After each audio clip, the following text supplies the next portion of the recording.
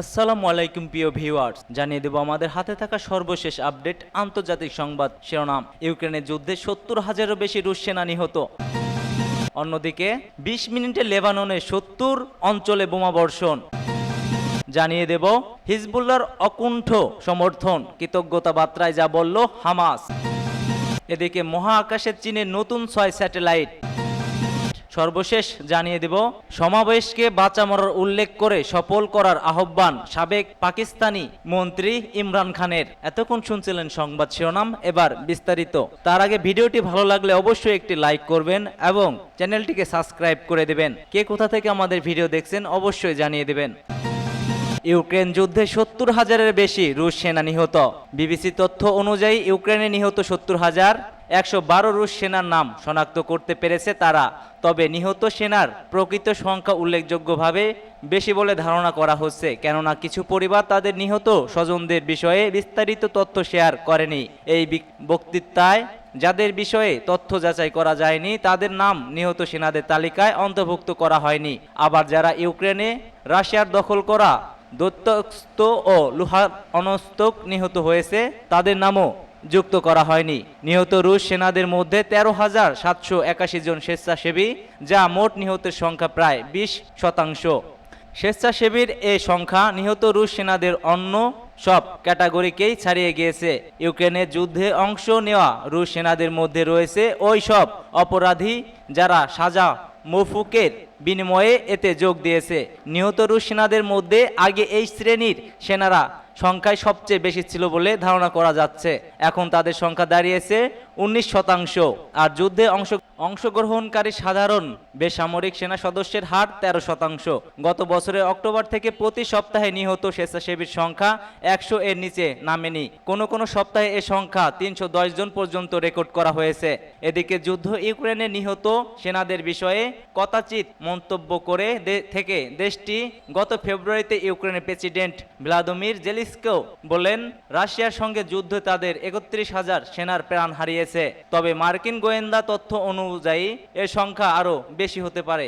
রিনাত খুশনিয়ারভের কাহিনী ইউক্রেন যুদ্ধে নিহত রুশ সেনাদের অনেকের অবস্থার উদাহরণ হিসেবে উল্লেখ করা যেতে পারে। রাশিয়ার বাস্কোস্টোতে ইউফা এলাকার বাসিন্দা খুশনিয়াভ পরিবারের সদস্যের অন্য জোটাতে একটি ড্রাম ডিপো ও একটি কাঠের কারখানায় কাজ করতেন। ৬২ বছর বয়সের খুশনিয়াভ গত নভেম্বরে ইউক্রেনের যুদ্ধে করতে রুশ সেনাবাহিনীতে যোগ দিয়েছেন।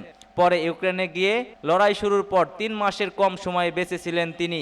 গত ৭ই ফেব্রুয়ারি তিনি নিহত হয়েছেন। যুদ্ধ শুরুর পর থেকে প্রতিদিনে ইউক্রেনে নিহত রুশ সেনাদের নাম, শ্রেষ্ঠ ও ছবি নিয়ে খবর রাশিয়ার বিভিন্ন গণমাধ্যম ও সামাজিক যোগাযোগ মাধ্যমে প্রকাশ হচ্ছে।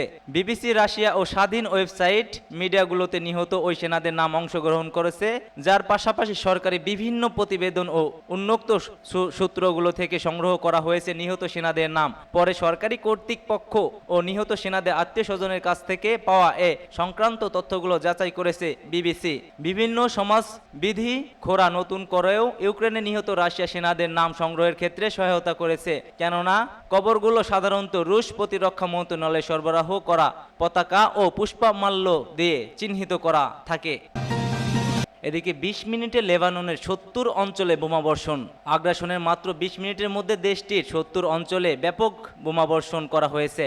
আরব গণমাধ্যম জানিয়েছে, তেল আবিবের অপরাধী শাসক গোষ্ঠী লেবাননের উপর ধারাবাহিকভাবে এ হামলা চালিয়ে আসছে। ইসরায়েলি মিডিয়া সূত্র জানায়, ইসরায়েলি বাহিনী এই আক্রমণের সময় লেবাননের ৭০টি অঞ্চলে বোমাবর্ষণ করেছে। সেই সঙ্গে এ হামলা হিজবুল্লাহর ৫০টি লক্ষ্যবস্তু ধ্বংস করা হয়েছে বলে তারা দাবি করেছে। যদিও হিজবুল্লাহর পক্ষ থেকে এ বিষয়ে এখনও কোনো মন্তব্য পাওয়া যায়। লেবাননের সশস্ত্র গোষ্ঠীর গত বছরের ৭ অক্টোবর থেকে ইসরায়েলি সামরিক অবস্থানগুলোতে নিয়মিত হামলা চালিয়ে আসছে, যা মূলত অবরুদ্ধ গাজা এবং দক্ষিণ লেবাননে ইসরায়েলের আগ্রাসনের প্রতিশোধ হিসেবে পরিচালিত। গত বছর ৭ অক্টোবর হামাসের নজিরবিহীন হামলার প্রতিক্রিয়ায় ইসরায়েল গত ১১ মাস ধরে গাজার উপর বর্বরচিত যুদ্ধ চালিয়ে আসছে। এতে এ পর্যন্ত প্রায় ৪২,০০০ ফিলিস্তিনি নিহত হয়েছে এবং আহত হয়েছে প্রায় লক্ষাধিক, যাদের বেশিরভাগই নারী ও শিশু। হামাস অবশ্যই ওই হামলাকে ফিলিস্তিনি জনগণের উপর তাদের কাঠামো অত্যাচারের প্রতিক্রিয়া হিসেবে উল্লেখ করেছে। তবে এরপর থেকে ইসরায়েল গাজার উপর সম্পূর্ণ অবরোধ আরোপ করে যাচ্ছে, যার ফলে ২ মিলিয়নেরও বেশি মানুষ জীবন এবং জীবিকা বিপর্যস্ত হয়ে পড়েছে। অবরোধ, গাজার জ্বালানি, বিদ্যুৎ খাত এবং পানীয় জল সরবরাহ সম্পূর্ণভাবে বন্ধ করে দেওয়া হয়েছে। সূত্র মেহের নিউজ এজেন্সি।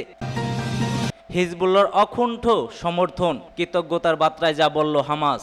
নাসরুল্লাহর এ ভাষণের পর হিজবুল্লাহ সমর্থনের প্রতি গভীর কৃতজ্ঞতা প্রকাশ করেছে ফিলিস্তিনি স্বাধীনতাগামী সংগঠন হামাস। হামাসের এক বিবৃতিতে বলা হয়েছে, হাসান নাসরুল্লাহর এ অবস্থান ইসরায়েলের পরিকল্পনাকে ব্যর্থ করেছে, যারা গাজার প্রতিরোধ সংগঠনগুলোকে দুর্বল করার চেষ্টা করেছিল। বিবৃতিতে আরও বলা হয়েছে, লেবাননে ইসরায়েলের পেজার ও অকিটকি বিস্ফোরণের ঘটনায় যে 37 জন নিহত হয়েছেন তা হিজবুল্লাহ সমর্থন ফ্রন্টকে নষ্ট করার ষড়যন্ত্র ছিল।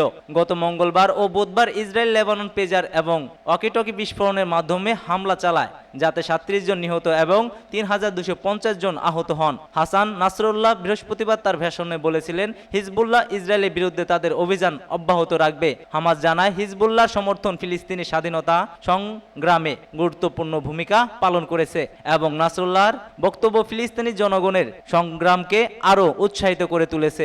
এদিকে ওই হামলার প্রতিক্রিয়া হিসেবে হিজবুল্লাহ ইসরায়েলি মেতুলায় একটি সামরিক কেন্দ্র ক্ষেপণাস্ত্র দিয়ে ধ্বংস করেছে।